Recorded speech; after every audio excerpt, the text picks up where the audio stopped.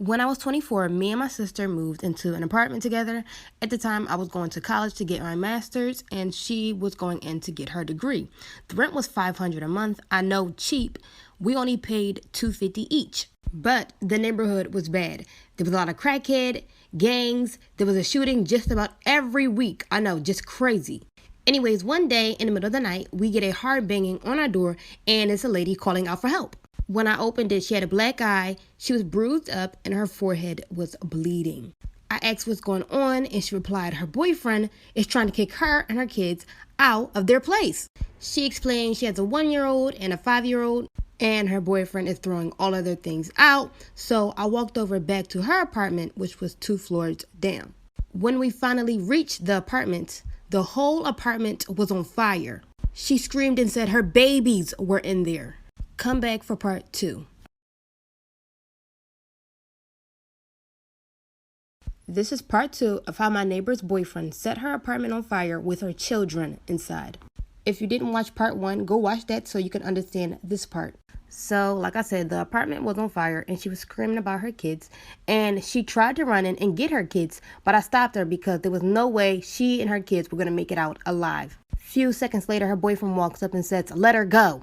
And she runs over to him and swings on him a couple times and says, "What did you do? Get them out." And he replied, "I told you to leave, right?" She falls to her knees, and at that point, she just stops crying. So I run upstairs calling for help, telling everyone to get out and call the fire department. The fire starts to quickly spread, and everyone is coming out of their apartments. When I went back to the area where the lady was, her boyfriend disappeared, and I picked her up from off the ground. I brung her into the parking lot where everyone else was. After 20 minutes, the fire department finally shows up. Come back for part 3. This is part 3 of how my neighbor's boyfriend set her apartment on fire with her children inside. So, like I said, the fire department finally shows up after 20 minutes. I told them there were kids inside, and they went up to find them. They put the fire out. Right after, a firefighter came up to me and said there was no one in there, and I told him no, there were 2 kids.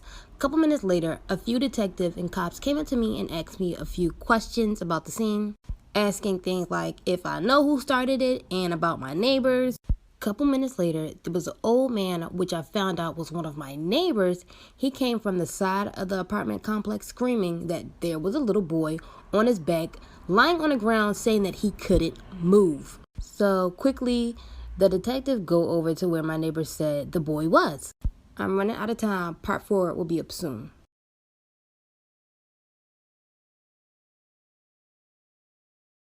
This is part 4 of how my neighbor's boyfriend set her apartment on fire with her children inside. After one of my neighbors claimed they saw a little boy on the ground in the back of the apartment complex, and the boy's arm was pillows wrapped up in a comforter. When the detective got the paramedics to pick the boy up, they took the comforter he had and they opened it, and inside was a baby. After the whole situation was over, they took me in for questioning. Also, by the way, they admitted the lady into the hospital as well because she was bruised up really bad, and anytime anyone asked her anything, she was mute. During my time in the police station, they told me about the little boy. Come to find out, that little boy on the ground in back of the apartment complex was her son. They said he wrapped his baby sister up to protect her from getting hurt. Baby girl was fine. The pillows he wrapped her in softened her fall. But for the little boy, he was paralyzed from... I'm 19 and my parents are in their 50s. For as long as I can remember, I've been allergic to things like dairy, wheat, flour, gluten, and legumes. Since I was a young child, my parents have completely kept all of them out of the house. While other kids ate breakfast cereals, I ate fish and assorted pickled vegetables for breakfast. While other kids had Lunchables, I had grilled chicken or fish with, again, assorted vegetables. While other kids ate birthday cake at a birthday party, I had an apple. I never questioned this until a couple months ago. I was at my aunt's house for my birthday party and she made brownies for everyone. For me, she took great steps to make them with almond flour and avoided all my allergies. I started eating them and thought little of it until my aunt suddenly looked at me and, in a panicked way, asked me which plate I took the brownies from. I pointed from the one where I got my brownies and she immediately stood up and told me we had to go get my EpiPen. She raced to ask my mom for it and I sat there scared out of my mind because I had never mistakenly eaten flour before. I noticed my mother calmed her down and then she said that we don't have to worry because she had switched the place of brownies and after all I had eaten the ones made with almond flour. I found this incredibly odd because really, why would she swap the plates? That doesn't even make sense, but for the time being, I let the issue rest. However, it didn't sit well with me for about a week and I finally went to get an allergy test. The doctor started with a skin prick test and lo and behold, I didn't react to any of the above substances. Then he ordered a blood test and when the results came in, they said that I had absolutely no intolerance to any of the foods that I'm supposed to be allergic to. I was furious and called my mother. She eventually admitted that she lied to me because she wanted me to be on a Paleolithic diet and avoid all temptations. She raised me with a lie, but she keeps insisting that I try to see her from her perspective. She spams my phone with messages about how healthy I am, that I never had acne, that I've been in great shape my whole life, that I have strong teeth and bones, and even that I got into a D1 college tennis team. She started calling me ungrateful for her intervention and insisting that I really should be glad that I never got carb addicted. I don't know what to think. I carried around an EpiPen for all of those years, one that I suspect may be fake as my mother never got me to replace it, and I don't even know anymore. Am I ungrateful for losing it over this?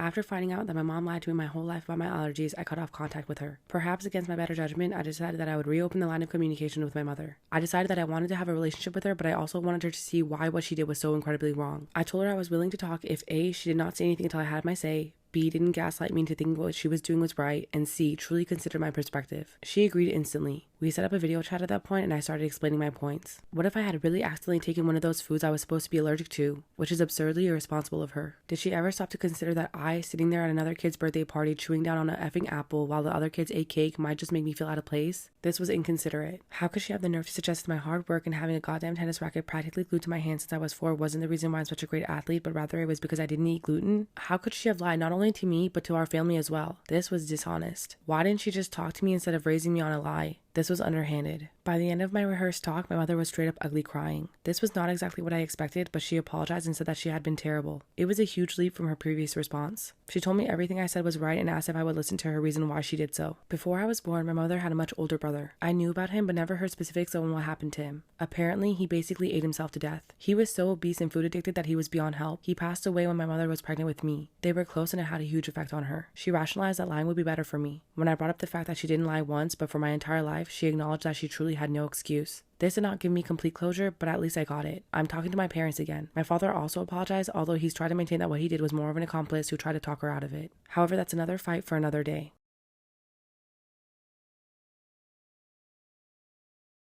I moved into my flat a couple years ago. My mom lives about 10 minutes away walking distance. At the time, I lived alone, so I gave her my second key. That way, if I ever lost my key, I could just go to her place and grab it, or if there was ever an emergency, then she could help me. My partner of 3 years moved in with me about a year ago. I asked my mom for her key so I could give it to him, but she kept forgetting it, so I just made a copy of mine. My mom has kept her key, and though she swears she doesn't use it, I'll get home occasionally to find something is different, and my mom admits to causing it. My partner and I also have a baby, a 6-month-old. I'm currently able to be at home with him, but sometimes when I need to go out, my mom comes over to babysit. It was my birthday a few days ago, and my mom decided to let herself in. She planned to enter our bedroom and wake me up with a surprise, her presence in my flat and a card. Unfortunately, she got the surprise, catching me and my partner while we were busy. My mom left the room and let's just say it ruined the mood, and her joking after to break the tension did not work as she hoped. Obviously, everyone was embarrassed about this, and on the basis of not wanting it to happen again, I asked her for her key back. I told her the next time she wanted to come over just to call or text me and I would let her in. She refused to give the key back, calling me short-sighted, selfish, and ungrateful. She also said I'm prioritizing my relationship with my partner over my relationship with her. I said she's acting like a jealous ex and is creepy. She needs to calm down and leave the key. She then took the key and stormed out, so I asked my partner to change main lock. My mom tried to get in yesterday to talk to me and make up after our argument, but when her key wouldn't work, she called me and asked for shutting her out and not having a conversation with her.